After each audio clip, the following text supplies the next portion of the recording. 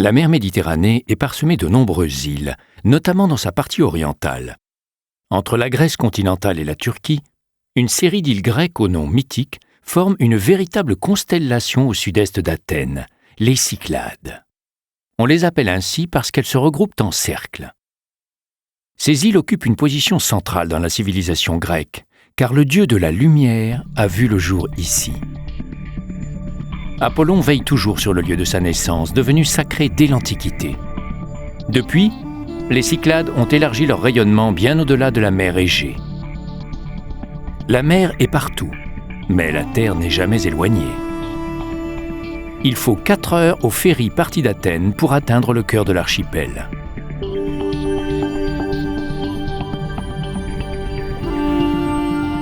Les îles des Cyclades adoptent des profils très différents. Pour le relief tout d'abord. Certaines plafonnent à quelques mètres au-dessus de la surface de l'eau. D'autres, en revanche, dressent des falaises imposantes. Elles varient aussi par leur nature géologique. Plusieurs îles sont des entités détachées du continent, alors que d'autres ont une origine volcanique.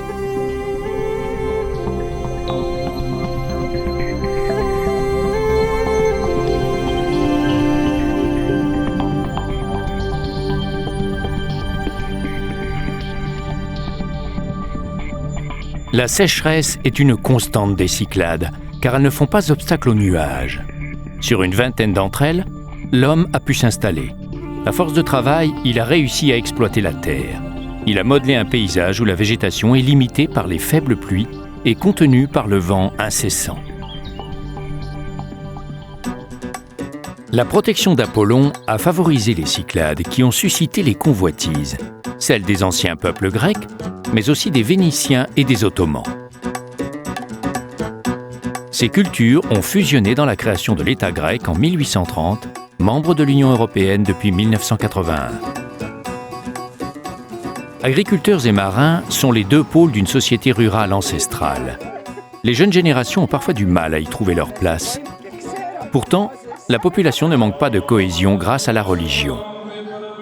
La quasi-totalité des Grecs sont en effet orthodoxes. Une large part de leur histoire mouvementée, de leur création artistique et de leur patrimoine architectural est imprégnée de leurs croyances. Pendant les siècles de domination étrangère, l'enseignement et la liturgie orthodoxes ont préservé la langue ainsi que de multiples traditions.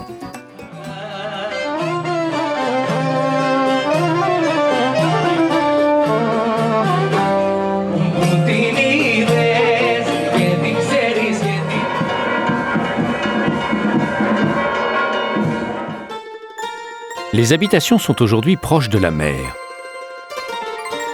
Jadis, elles se regroupaient sur un promontoire à l'abri du danger. Les influences vénitiennes et ottomanes sont perceptibles dans une architecture qui peut connaître des variantes d'une île à l'autre. Les lignes épurées, les surfaces chaulées et les ouvertures étroites sont présentes partout, notamment sur l'île de Syros. Hermopolis est le chef-lieu des Cyclades et la seule vraie ville. Les chantiers navals, uniques dans l'archipel, ont assuré la prospérité du port, le plus important du pays jusqu'à la fin du XIXe siècle.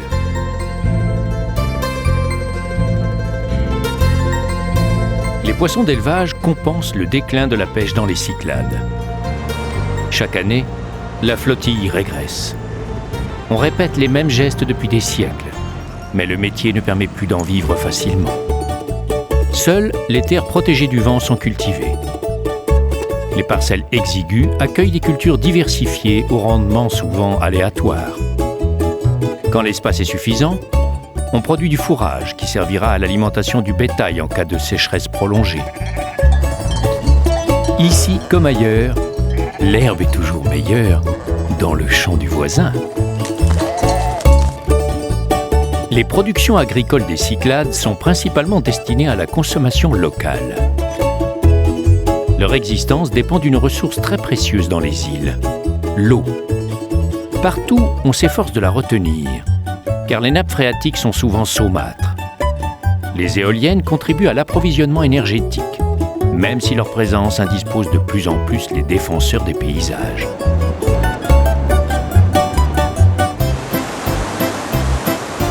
Des bateaux en tout genre tissent un réseau vital de communication et d'échange entre les îles. Les liaisons aériennes ne sont pas en reste, puisque les Cyclades disposent de 2 aéroports internationaux. Les îles ont rompu leur isolement. Elles s'appliquent aujourd'hui à développer les communications intérieures. On prend conscience du travail accompli quand on sait que dans les années 1960, la plupart des Cyclades ne disposaient pas des infrastructures routières de base. Jadis rudimentaires, les moyens de transport se sont adaptés à la nature du terrain et aux nouvelles voies d'accès.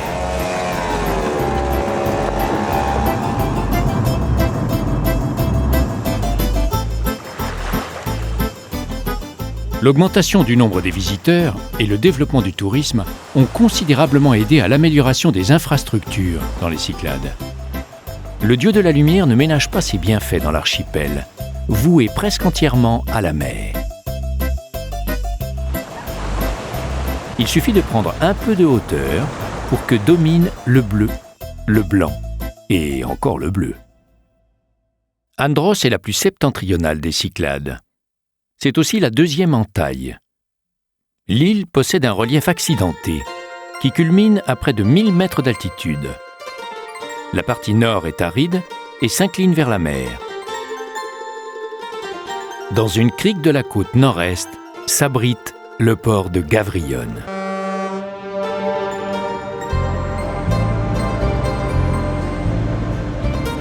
Au XVIIIe siècle, de nombreux paysans abandonnèrent leurs terres ingrates et cherchèrent leurs moyens de subsistance dans la mer.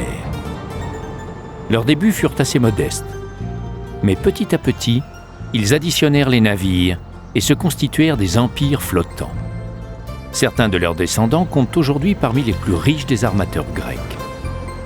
Quelques-uns font immatriculer ici, à Andros, une partie de leurs bateaux, en souvenir de leur île natale.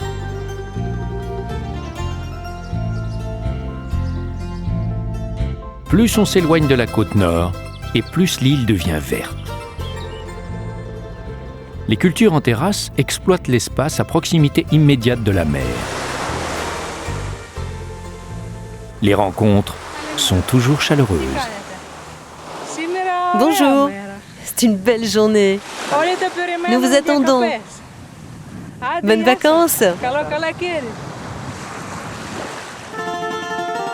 Dans le centre de l'île s'ouvre la plaine fertile de la Messaria. Les hautes collines ici arrêtent les nuages qui libèrent toute l'eau nécessaire. Avant d'être une île de marins, Andros fut une terre de seigneurs.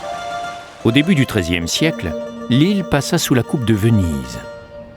Les grandes familles y régnaient en maître au nom du lion de Saint-Marc, le symbole de la cité vénitienne. Sur la côte est, la localité d'Andros, appelée aussi Kora, est la plus importante de l'île. La nouvelle ville s'étage en amphithéâtre sur la côte, tandis que la ville médiévale est établie sur un promontoire effilé qui s'avance longuement dans la mer. La mer protectrice peut être meurtrière. Elle a fait des victimes auxquelles la statue du marin inconnu rend hommage. À l'extrémité de la vieille ville se dressent les ruines de l'ancienne citadelle vénitienne. Les armateurs enrichis ont comblé Andros de leur largesse. Plusieurs bâtiments, civils et religieux, ont été joliment restaurés. Sans être opulente, la cité vit d'une manière plutôt décontractée.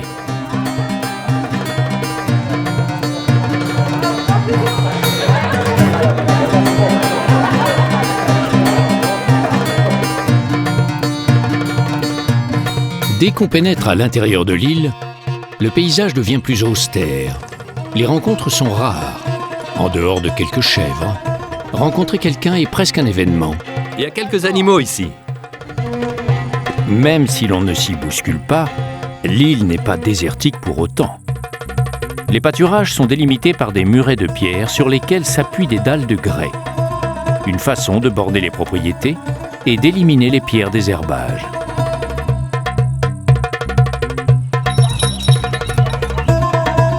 L'île d'Andros doit son nom à la mythologie grecque et à un petit-fils d'Apollon. Ici aussi, le dieu de la lumière a bien fait les choses. Pour parcourir les Cyclades, les ferrys sont une bonne option. Ils emportent un grand nombre de véhicules et les horaires sont bien respectés. Pendant la haute saison, ou quand les conditions météo sont mauvaises, il arrive que des ferrys soient en retard. Mais les compagnies sont vigilantes car la concurrence est rude. La fréquence des liaisons varie beaucoup en fonction de la saison et de la notoriété des îles desservies. C'est le moyen de transport le plus économique, mais aussi le plus lent.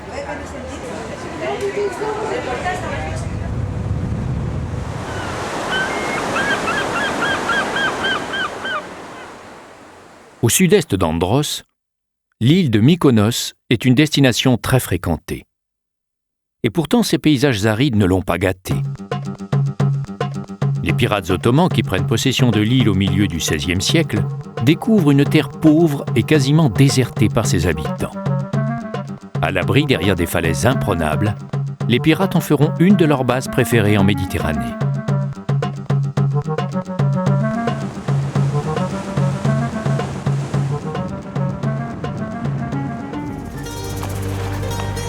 Le port bien abrité est toujours apprécié par de nombreux marins, de toutes catégories. Les pirates sont partis, mais la réputation du Havre était faite. La fortune de l'île a suivi.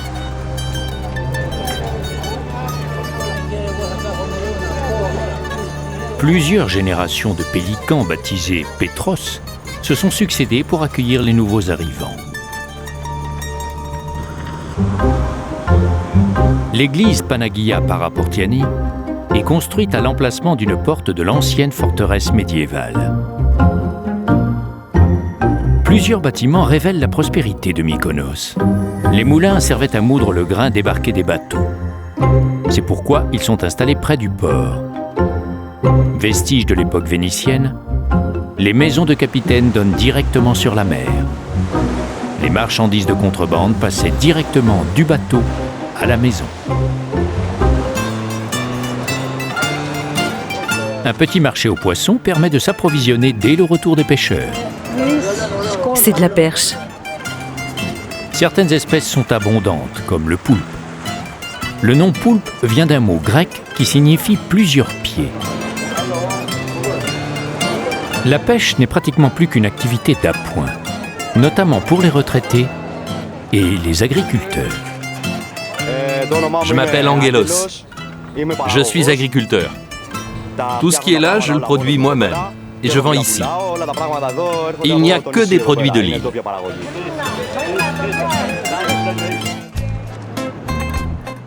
Les ruelles aux pierres entourées de peintures sont typiques des Cyclades. Chaque habitant peint devant chez lui. C'est une coutume très répandue sur ces îles.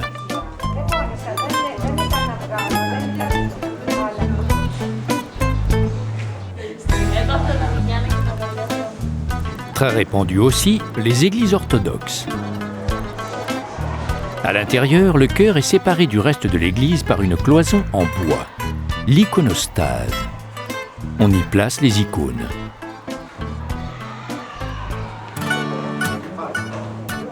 Entre la Grèce continentale et l'Asie mineure, Mykonos était une étape où les marchands faisaient escale. Le commerce local s'est développé grâce à eux. Les vieux loups de mer connaissent le musée maritime de la mer Égée, établi dans l'ancienne maison d'un capitaine. Le directeur de l'établissement, Philippe Ménardos. Ça, c'est le mécanisme du phare d'Arménistis. Il a plus d'un siècle. Il a été construit en France en 1890. Les collections ne couvrent pas seulement l'époque contemporaine. Elles évoquent aussi la marine dans la plus haute antiquité. Le musée a été créé pour que les visiteurs voient l'évolution des bateaux marchands grecs. Il prouve bien le caractère hellénique de la mer Égée. Dans le musée, nous pouvons voir des modèles de bateaux anciens, des cartes datant de 1600 et plus tard, des instruments maritimes, Nous avons aussi des images des héros de la Révolution grecque. Τις φυσιογνωμίες μάλλον των ηρώων της Επανάστασης.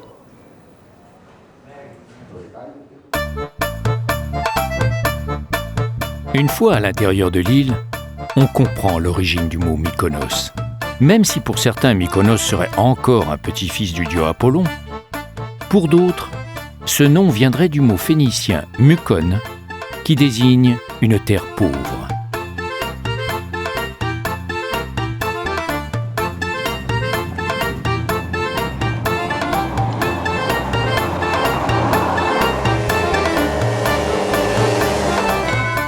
Une multitude de chapelles et d'églises se dispersent sur l'île. Elles ont été élevées par des familles de marins qui célébraient le retour de l'homme au foyer après un long périple. Le rite orthodoxe rythme la vie des Grecs selon un calendrier qui lui est propre. La fondation du monastère de Panagia Tourliani remonte au XVIe siècle.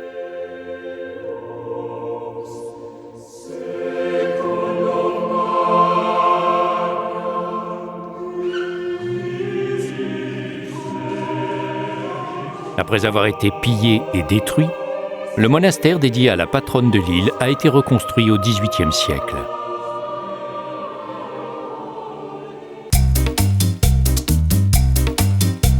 Mykonos ne dépasse pas 400 mètres d'altitude.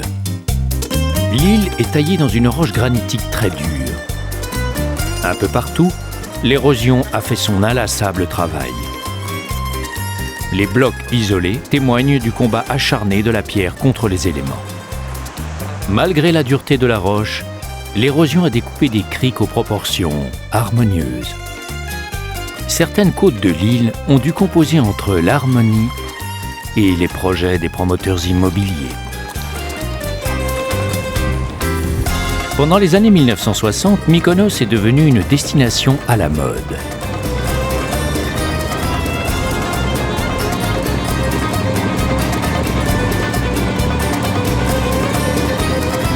Sur la côte sud, plusieurs plages sont entrées dans la légende. Celle de Paradise est réputée pour les fêtes qu'on y organise dès l'après-midi. Ici, pas question de méditer en silence.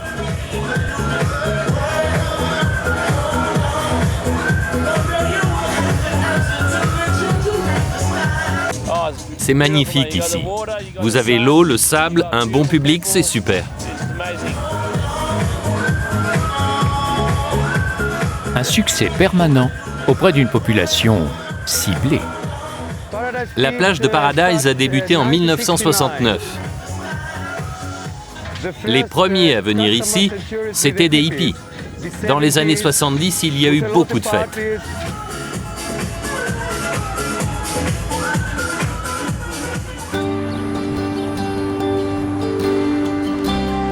Plus à l'est se déroule la plage de Super Paradise, un autre haut lieu de la fête à Mykonos. Ici, l'après-midi est très calme. On se remet à peine des fatigues de la veille. Comme une fête chasse l'autre, il est temps de penser à ce que l'on va porter pour la soirée. Souvent le strict minimum, avec une prédilection pour les bijoux de fantaisie. De haut en bas, toute la panoplie est là. C'est mon collier favori. On le met comme ça. Pas d'entrave. Pour beaucoup, Super Paradise est un premier pas vers le paradis. Quand le jour décline, quand les bateaux ont jeté l'ancre et quand le vent est tombé, une nouvelle nuit va commencer à Mykonos. Le rite est immuable. On attend l'ultime instant.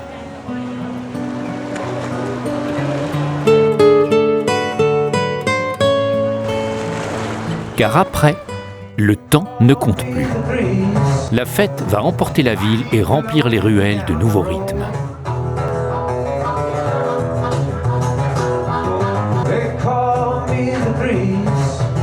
J'aime Mykonos.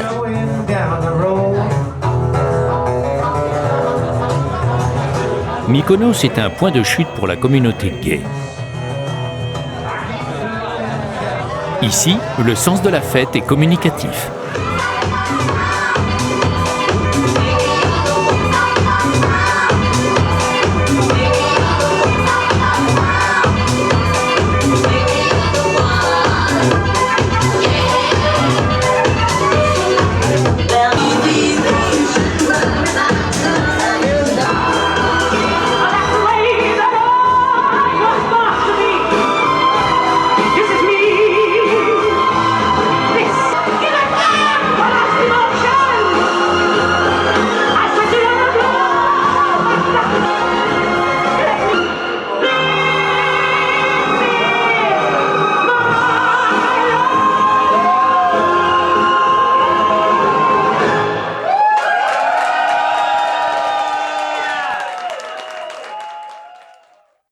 Entre l'île de Mykonos et sa petite voisine Délos, il n'y a qu'une bonne demi-heure de traversée en bateau. Mais quel contraste! Autant Mykonos est agité, autant Délos est paisible. Et pour cause. L'île ne mesure que 5 km en longueur et le site est aujourd'hui totalement inhabité.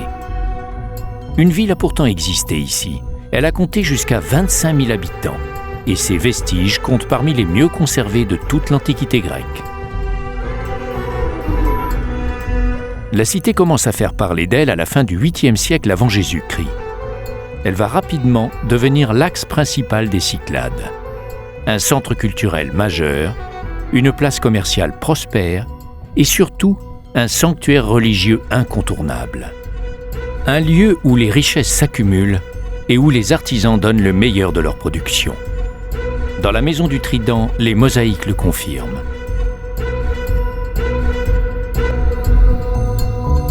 Pourquoi la ville de Délos a-t-elle connu une telle fortune et un tel retentissement dans le monde de la Grèce antique? Les temples y ont poussé comme des champignons et de belles demeures y ont été construites.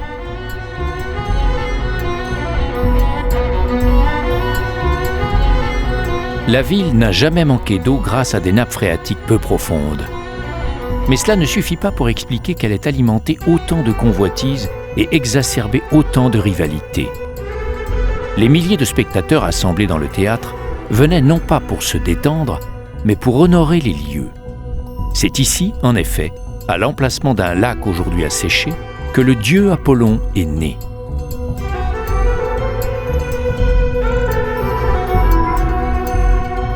Au pied du mont Kytnos, plusieurs lions de marbre veillent sur le lac sacré. Les fauves accroupis rugissent en menaçant les intrus. Les 5 statues qui subsistent ont été remplacées par des répliques. Les sculptures originales sont conservées dans le musée tout proche, avec une série d'autres pièces découvertes sur le site. Même figée dans le marbre, Délos affiche toute sa grandeur.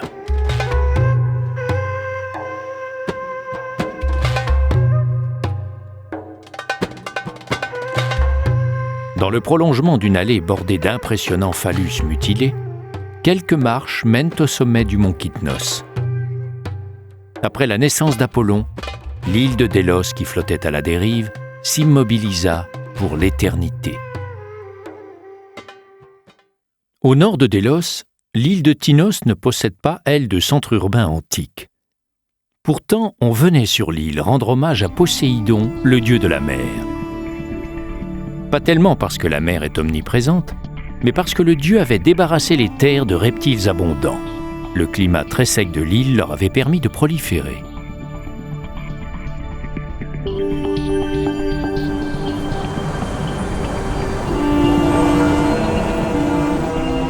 Sur la côte sud, le port de Tinos est le principal accès d'une île placée sous le contrôle des Vénitiens pendant 5 siècles. Il faudra attendre le début du XVIIIe pour que les Ottomans prennent leur place. Malgré la présence durable des catholiques sur l'île, Tinos a pris beaucoup d'importance aux yeux des Grecs orthodoxes. Le nombre des icônes représentant la Vierge et la multiplication des ex-voto dans les boutiques sont révélateurs.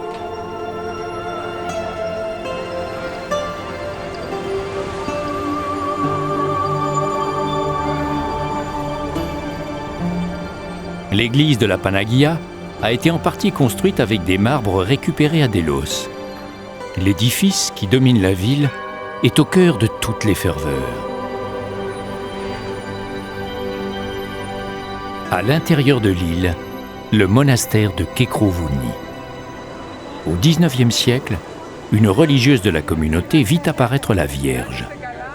C'est ainsi que sœur Pélagie apprit qu'une icône représentant l'Annonciation et peinte par saint Luc en personne était dissimulée dans un endroit secret.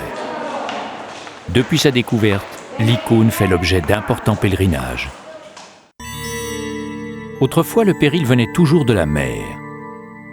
Les maisons des Cyclades gardaient la couleur de la terre pour passer inaperçues. Dans un paysage aussi uniforme, la moindre habitation se voit à des kilomètres de distance. La coutume de les peindre en blanc est récente. Elle date du XIXe siècle et permet de lutter contre la chaleur.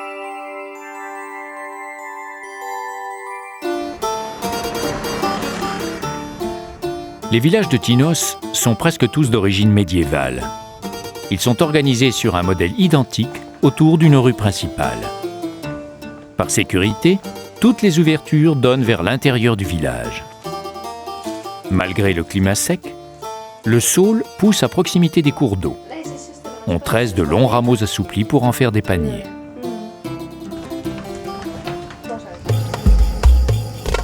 Le savoir-faire des insulaires se retrouve aussi dans les élégants pigeonniers. L'élevage des pigeons a été introduit par les Vénitiens. Le droit de colombier, c'est-à-dire le droit d'élever des pigeons, était jadis réservé aux seigneurs. Mais après le départ des Vénitiens, l'usage s'est répandu dans toute la population. Les cultures en terrasse utilisent la pierre pour soutenir les parcelles. Mais dans le village de Pyrgos, la pierre peut adopter des formes beaucoup plus raffinées. Depuis plusieurs générations, Pyrgos héberge des artistes qui sculptent le marbre. Les créateurs ne se sont pas endormis sur leur laurier. Avec marteau et burin, ils exercent un dur métier, mais l'environnement est favorable. À Tinos, nous avons une tradition de la sculpture. Il y a même une école de sculpture sur marbre, ainsi que des carrières d'où on extrait le marbre. C'est une tradition ici de travailler le marbre. Si le sculpteur est capable de reproduire la nature peut elle-même faire preuve d'une créativité spontanée. Dans certains endroits exposés, la roche friable n'a pas résisté à l'action de l'érosion. Tasso Anastasiadis connaît bien l'île. Ça, c'est un phénomène naturel. Je me rappelle, il y a 15 ans, c'était une pierre toute ronde. C'est l'action du vent qui l'a fortement érodée. Avec l'Albanie, la Grèce était le seul pays européen sans cadastre. Mais l'enregistrement des biens a commencé en 2008. L'église figure parmi les grands propriétaires fonciers. C'est même le premier, selon certains, à l'image de son empreinte très forte dans la société grecque.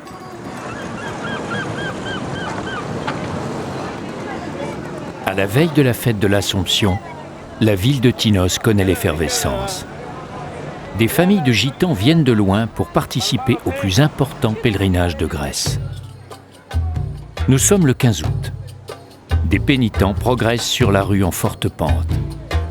Le but est de demander une faveur à la Vierge ou la remercier d'une grâce reçue.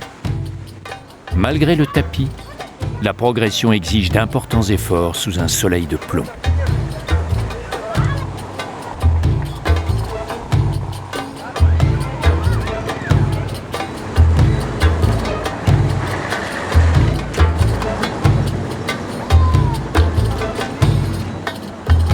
Certains s'imposent une allure très soutenue, ou refusent même le confort du tapis en s'écorchant les genoux sur la pierre.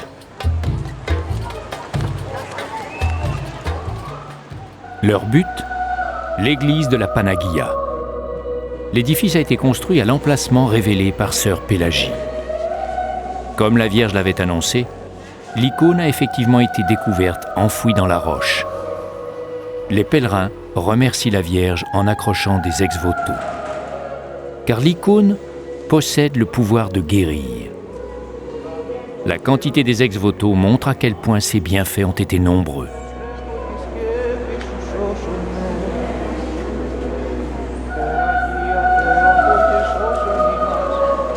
L'icône miraculeuse est honorée par des milliers de fidèles à l'occasion de l'Assomption. La précieuse image est protégée par une vitre. Elle disparaît presque sous les dorures et les ornements. Dans le sous-sol de l'église coule une source aux vertus également miraculeuses. C'est là qu'on procède au baptême selon le rite orthodoxe.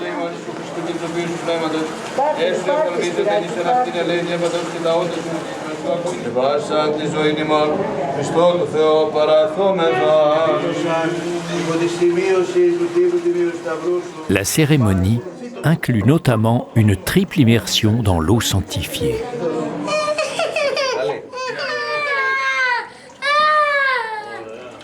Le baptême orthodoxe n'est pas un rite de passage symbolique. C'est une forme de participation à la mort et à la résurrection du Christ. À l'extérieur, la nuit est tombée sur l'église de la Panagia. Beaucoup de pèlerins n'ont pas trouvé de logement. Seule solution, dormir à la belle étoile. Heureusement, à la mi-août, la température est clémente. L'ambiance est bon enfant.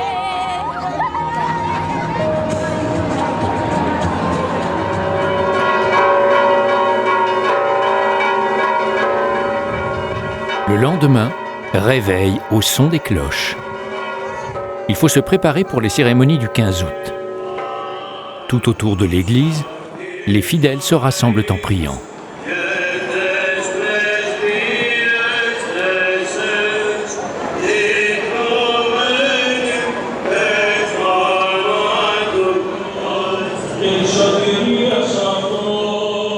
La cérémonie se déroule sous l'autorité des évêques orthodoxes.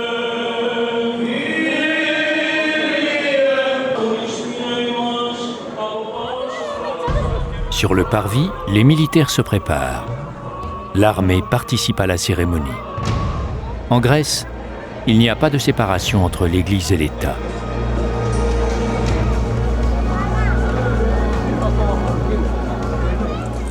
On doit la présence de la marine grecque à une autre raison. Des bateaux viennent ici chaque année le 15 août au port de Tinos pour honorer la Sainte Vierge.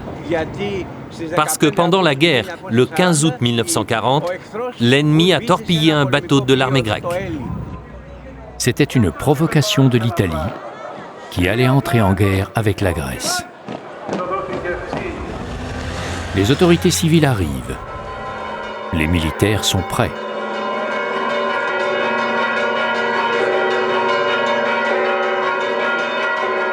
Les évêques ont quitté l'église en tête du cortège. Ils précèdent 4 marins qui portent l'icône miraculeuse.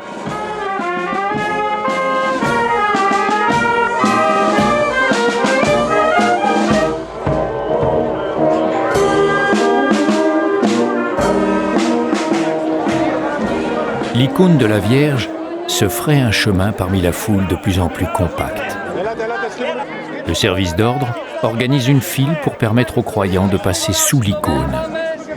Ils obtiennent ainsi la protection de la Vierge.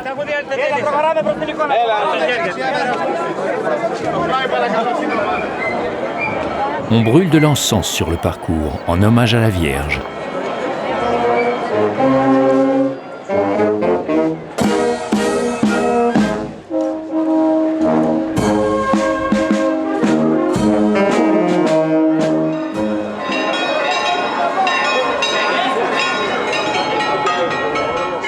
La présence des autorités religieuses, militaires et civiles rehausse la fête de l'Assomption, qui occupe une place importante dans le calendrier grec.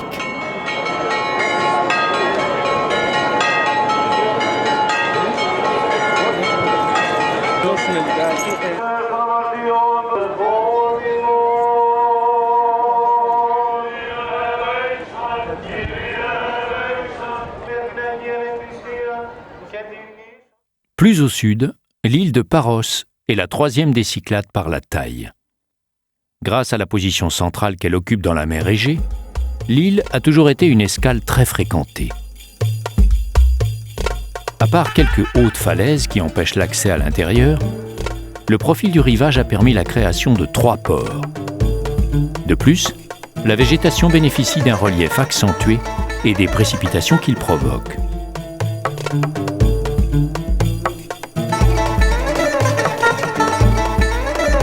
Sur la côte ouest, la ville de Parikia dispose d'un port bien abrité.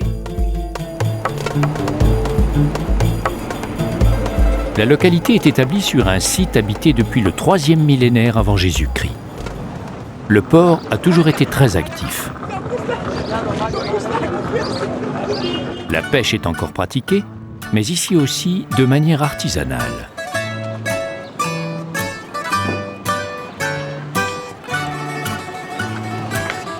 L'artisanat est un des supports de l'activité économique sur l'île. Le talent des habitants s'exprime dans des domaines aussi complémentaires que variés. Exemple, Olympia Kirgetsu. On m'appelle Dia, je vis à Paros. Ce sont des objets que je fabrique. Voici des chaussures fabriquées à la main et quelques bijoux comme ceci. Le respect des traditions est compatible avec les techniques modernes.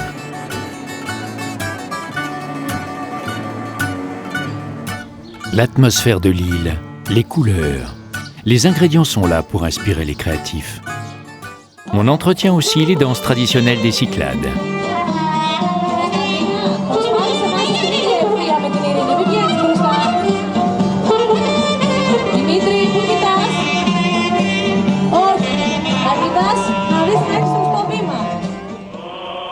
Quelle que soit leur taille, les églises bénéficient toutes du même statut grâce au poids de l'église orthodoxe. Certaines sont prestigieuses comme l'Hécaton Tapiliani, l'église aux 100 portes. Il s'agit sans doute d'un des plus anciens sanctuaires chrétiens du pays. Sa fondation remonte en effet au IVe siècle de notre ère.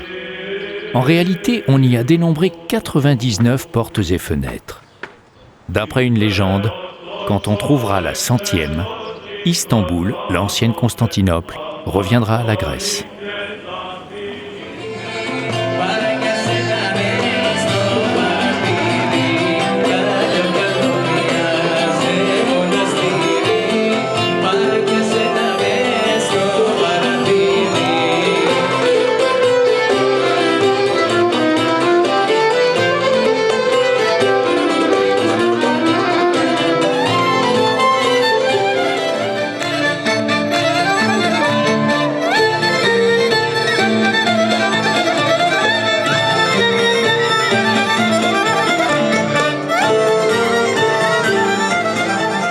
L'île de Paros doit son activité portuaire, sa réussite et sa notoriété dans le bassin méditerranéen à une production extraite du sol dans le centre de l'île, à proximité de Marathi.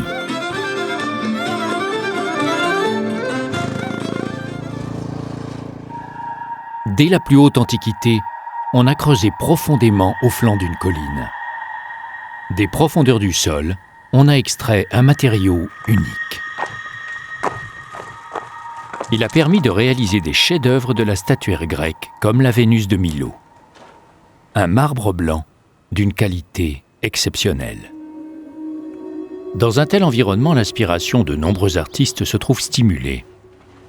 Le travail du marbre exige du talent, mais aussi de la force physique. Monique Mayou préfère travailler la terre cuite. Je pense qu'il y a beaucoup d'artistes qui décident de s'installer ici parce qu'il y a un magnétisme. Cela crée une atmosphère. C'est un endroit qui inspire parce que c'est lié à l'Antiquité. Il y avait ici des civilisations anciennes avant Jésus-Christ. Ils étaient aussi très créatifs. Vous voyez cela à travers de petites statuettes faites avec le marbre de Paros. Plus au sud, Lefkes est le plus haut village de l'île.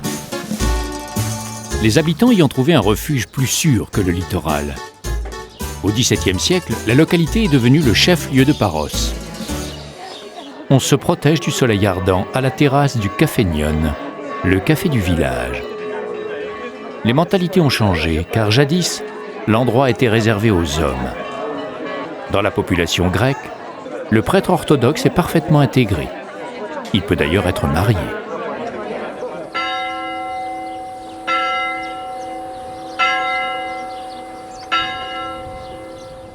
« 50 jours après la fête de Pâques, on célèbre la Pentecôte, un autre temps fort du calendrier liturgique orthodoxe.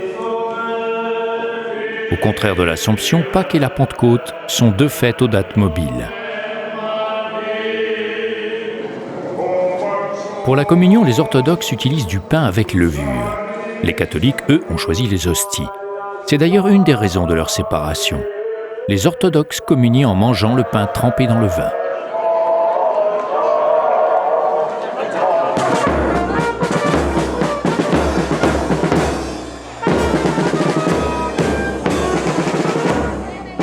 Une fois la cérémonie terminée, la procession se forme pour parcourir les rues du village. L'évêque est coiffé d'une mitre en forme de dôme. Contrairement aux prêtres, l'évêque orthodoxe est astreint au célibat.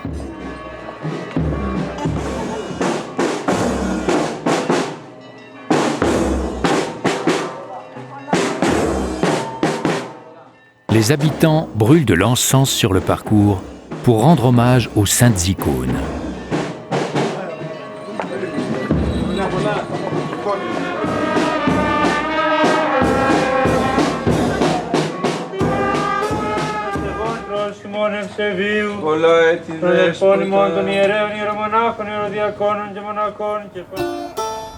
Dans les villages des Cyclades, la vie communautaire repose sur des structures très anciennes. Ainsi, quand les équipements individuels font défaut, la collectivité prévoit des solutions pour chacun. Descendant direct du four communautaire au Moyen-Âge, le four communal permet encore parfois aux villageois de réchauffer leurs plats.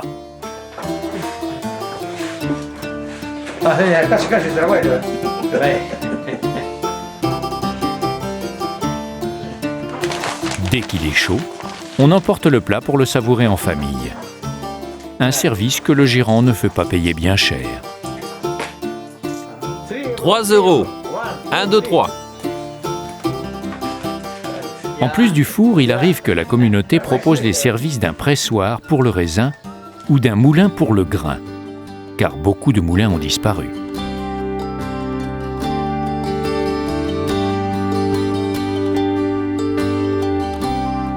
La terre et le climat de Paros se prêtent bien à l'agriculture. Le vent rend la chaleur supportable pour les vaches, beaucoup plus fragiles que les chèvres.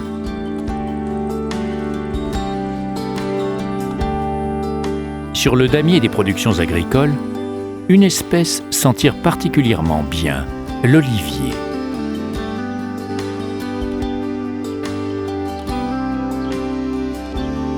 Le vignoble obtient également d'excellents résultats. Le vin des Cyclades s'est fait une réputation grâce à l'obstination de jeunes vignerons qui ont dépoussiéré les méthodes de vinification. Théodore Moraitis. Ce vin est un vin d'appellation contrôlée de Paros. Il est produit au départ de 2 variétés, Erythrine mandilaria et Levki monemvasia. On utilise 2 variétés de vignes pour ce vin, du blanc et du rouge. 2 parts de rouge, 1 part de blanc. L'eau ne manque pas sur l'île de Paros. Elle est même suffisamment abondante pour entretenir une flore luxuriante à certains endroits. Une espèce de papillon nocturne a élu domicile à Pétaloudes, Georgia skiadas. Nous sommes dans la vallée des papillons. C'est un papillon rare. Il s'appelle Panaxia quadripunctarea. Il arrive fin mai et il part en septembre. Il vient en tant que papillon et repart en tant que papillon.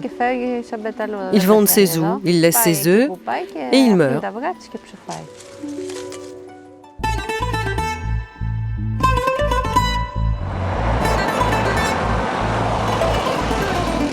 La côte sud-est est réputée pour le vent qui souffle en permanence.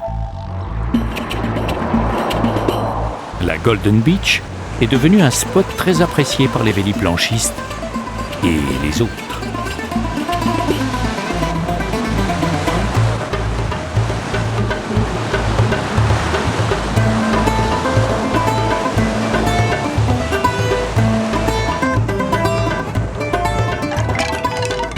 Démonstration avec des champions.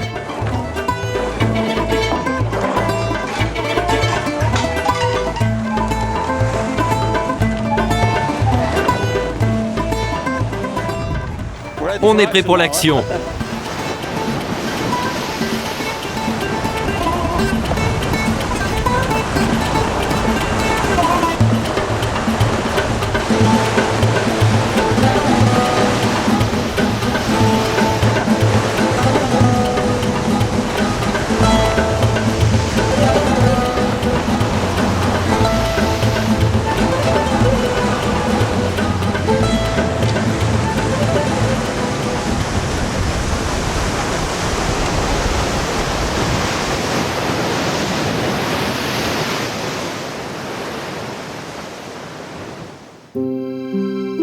En direction du sud-ouest, plusieurs îlots prolongent Paros en pointillés.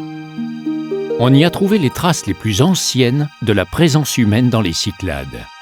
À l'époque néolithique, environ 5000 ans avant Jésus-Christ, l'île de Paros était reliée par un isthme à sa voisine Antiparos.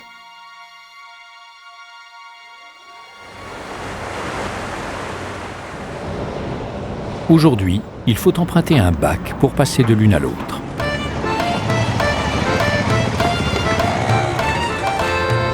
L'île a longtemps été un repère de pirates. Ils y trouvaient un mouillage tranquille. Ils avaient récupéré les installations laissées par les Vénitiens, notamment le Castro, une forteresse dont ne subsistent que les soubassements.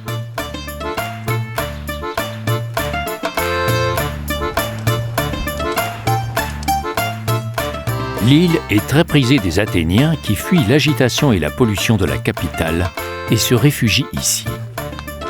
La demande est forte pour les parcelles de terrain en vente. Mais jusqu'à présent, Antiparos résiste à la pression immobilière.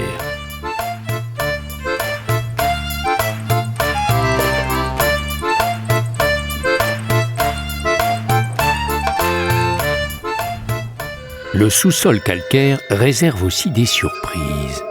Une grotte s'ouvre dans les profondeurs de l'île. L'endroit est connu depuis l'Antiquité, mais il a fait parler de lui au XVIIe siècle. L'ambassadeur de France à Constantinople utilisa la salle souterraine pour organiser une messe de minuit la veille de Noël. Au cours des siècles, les visiteurs ont laissé de nombreuses inscriptions.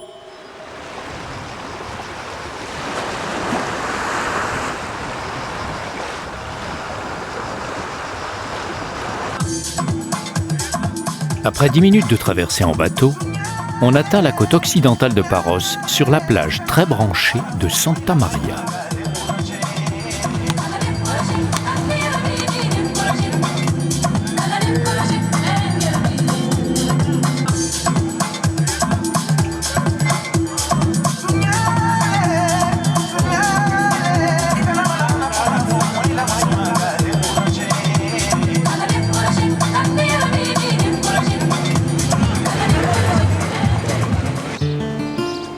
Derrière les ruines d'un fort vénitien, s'alignent les maisons de Naoussa, une localité de la côte nord.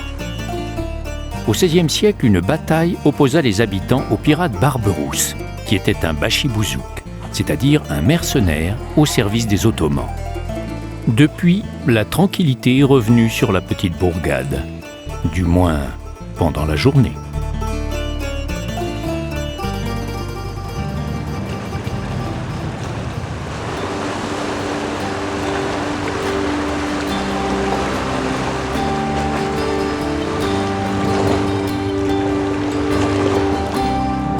Avec l'arrivée de la nuit, à Naoussa, les rues se remplissent et la température monte.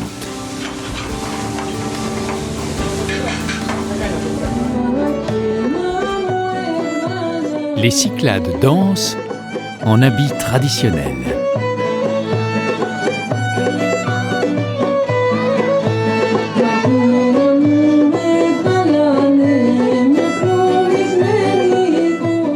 Le dieu de la lumière a dessiné un cercle magique sur la mer.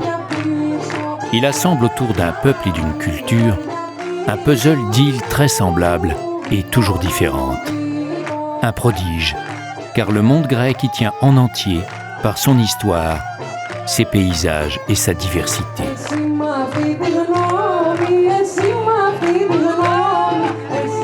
Dans les Cyclades, la terre et l'eau sont étroitement associées pour l'amour du bleu.